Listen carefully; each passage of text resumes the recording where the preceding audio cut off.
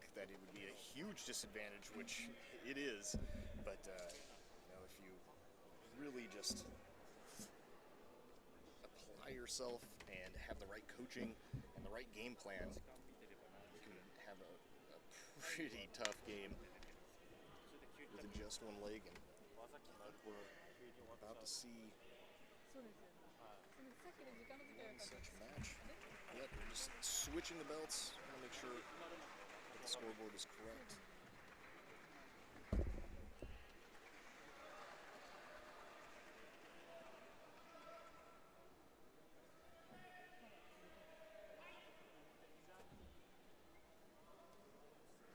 Silva in the black gi.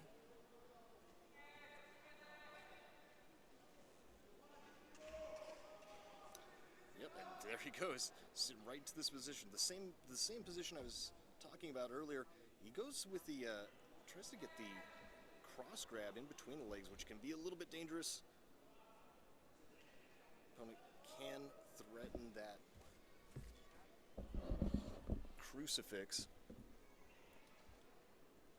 I'm sure Silva playing this game probably quite a bit. I'm sure he's very versed in this and aware of the dangers.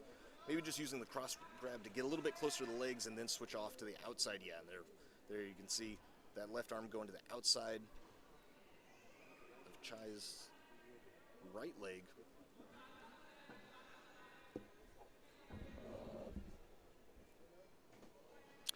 Restarting back in the center. Just got a little bit too close to the edge, and yeah, this is smart from Chae, sitting to guard, because now it's going to force Silva to pass. Yeah, and Chae is just going to be very, very mobile. Going to turn that into a berimbolo, but it looks like Silva's going after a toe hold. The only problem with that is that the counter to the toe hold is the berimbolo and to take the back, and as soon as he gets that second hook in, now he can get upper body control and he can just straighten his legs and get out of the toe hold.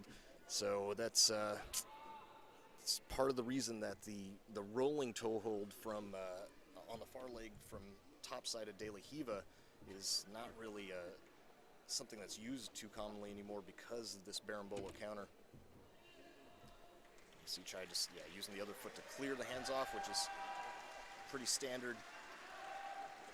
Silva holding on to that leg. He's got to worry about the choke though. Chae threatening it, and he's already feeding this cross lapel, and this is not looking fantastic for Silva. Silva's still trying to mess with the legs, but I mean, he's really got to worry about escaping at this point. Should be hand fighting a little more. You see Chae tying up that left arm.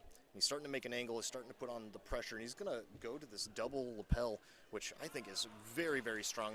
You don't see it as often because of the bow and arrow is just so powerful and easy to get.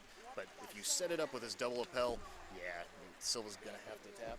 It's just so strong, and there's not a lot of great options for you to escape out of it. So even if you get out of the initial one, the legs don't necessarily have to be up and across the body perpendicular the way it does on a bow and arrow choke, although it can help. So you can stay, if you're the attacker on the back, you can stay with your opponent as they're escaping and still finish. Very strong, gives you a lot of options. Just a little bit tougher to get those deep grips in the beginning. There we go. Chae taking that one.